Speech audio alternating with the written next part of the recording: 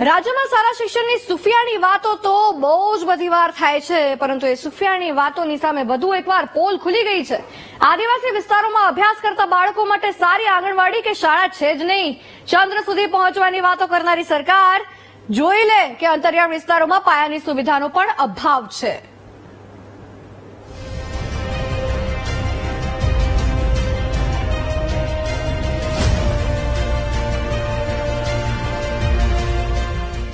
વિકાસથી વંચિત રાજ્યના આદિવાસી વિસ્તાર, આંગણવાડી કે શાળાની નથી યોગ્ય સુવિધા। શિક્ષણ મુદ્દે પણ રાજકારણ કરી રહ્યા છે નેતાઓ, કે પછી સ્માર્ટ શાળા અને આંગણવાડી માત્ર ચૂંટણીના મુદ્દા। નવસારીના વાંસદા તાલુકાના કેટલાય ગામડાઓની આંગણવાડીઓ 1.5-2 વર્ષથી વહીવટી ગૂંચને કારણે અટકી પડી છે, જેના લીધે કડકડતી ઠંડીમાં પણ નાના ભૂલકાઓ ખુલ્લા પતરાના શેડની નીચે, કોઈકના ઓટલા પર તો ગામના અન્ય સરકારી મકાનોમાં અભ્યાસ કરવા મજબૂર બન્યા છે। કેટલીક આંગણવાડીની તો ગ્રાન્ટ પણ આવી છે, પરંતુ અધિકારીઓના પાપે કામ શરૂ નથી થયું અને બાળકો રજડી રહ્યા છે। આંગણવાડીના કામને લઈને કોંગ્રેસ અને ભાજપના નેતાઓ એકબીજા પર આરોપો લગાવી રહ્યા છે। કોંગ્રેસ ધારાસભ્ય આનંદ પટેલ સરકારની પદ્ધતિ પર દોષનો ટોપલો ઢોળી રહ્યા છે। તેમના કહેવા પ્રમાણે જમીન માટેની પદ્ધતિ ગૂંચવણભરી હોવાના લીધે સમય લાગી રહ્યો છે, તો વલસાડના સાંસદ ધવલ પટેલે ગુજરાત સરકાર દ્વારા 1200 કરોડના ખર્ચે ત્વરિત નિર્માણ થઈ શકે એવી પ્રી કાસ્ટ આંગણવાડીઓ બનાવવાનું આયોજન કર્યું હોવાની વાત કરી, જેમાં નવસારીમાં 200 અને વાંસદામાં 20 આંગણવાડીઓ બનશે, જેથી વાંસદાના આદિવાસી બાળકોને શિક્ષણમાં કોઈ મુશ્કેલી ન પડે એની તકેદારી રાખવાની તૈયારી દર્શાવી છે। વાંસદા તાલુકામાં 34 જેટલી આંગણવાડીઓ જર્જરિત છે। આ આંગણવાડીઓ 3 વર્ષ પહેલા તોડી નાખવામાં આવી હતી અને તત્કાલીન તાલુકા પંચાયતના પ્રમુખે ત્યાં ખાતમુહૂર્ત પણ કર્યા હતા, પરંતુ આજ પર્યંત સુધી એક પણ આંગણવાડી બનવા પામી નથી।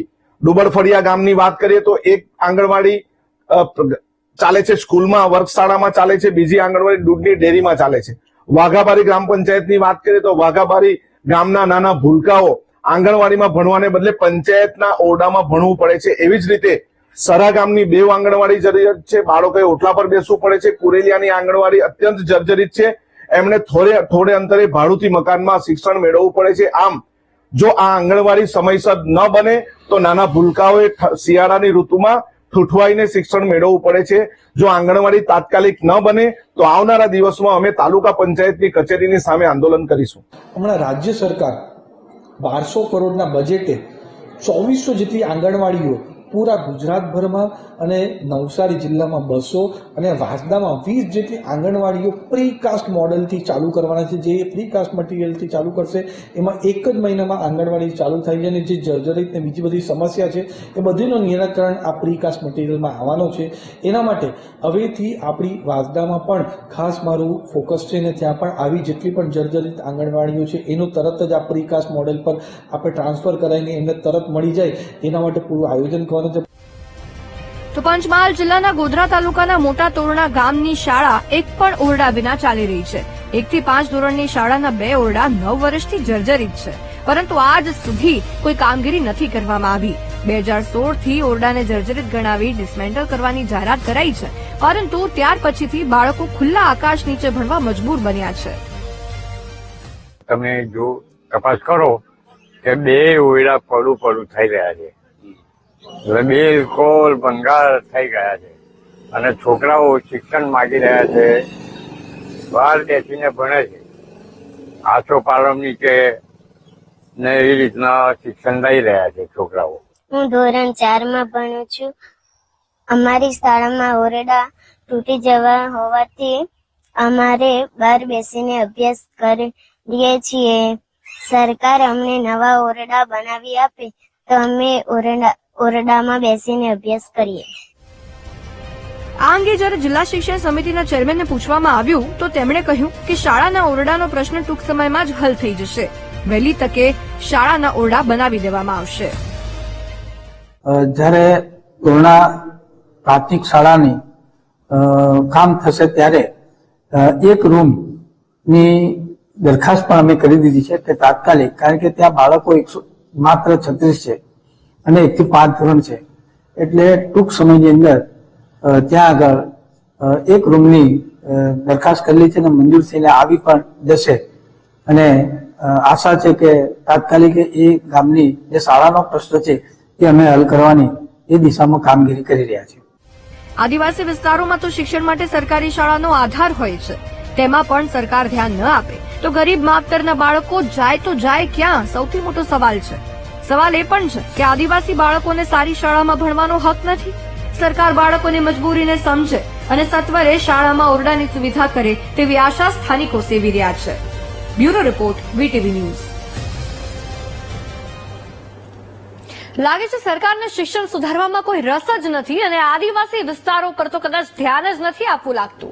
એમની જીવનશૈલી સુધારવામાં સરકાર એકદમ નીરસ દેખાઈ રહી છે. કારણ કે અહીંયા જે શિક્ષણના જે પરિસ્થિતિ છે શિક્ષણને લઈને અને જે દાવાઓ કરવામાં આવે છે કે ના ભાઈ સુધારી દઈશું, અનેક વાર રજૂઆતો કરવામાં આવે છે ત્યારે કોઈ કઈ નથી કરતું, પરંતુ જ્યારે આ વાત મીડિયા સુધી પહોંચે ને ત્યારે એકાએક બધા જાગે કે ના ના સમસ્યા થઈ જશે સોલ્વ, તમે ચિંતા ના કરો. પુરાવા છે 2 ઘટના. નવસારીના વાસદા તાલુકાના કેટલાય ગામડાઓની આંગણવાડીઓ 1.5-2 વર્ષથી વહીવટી ગૂંચને કારણે અટકી પડી છે. કડકડતી ઠંડીમાં પણ એ બિચારા નાના ભૂલકાઓ ખુલ્લા પતરાના શેડ નીચે કોઈકના ઓટલા પર તો ગામના અન્ય સરકારી મકાનોમાં અભ્યાસ કરવા મજબૂર બન્યા છે.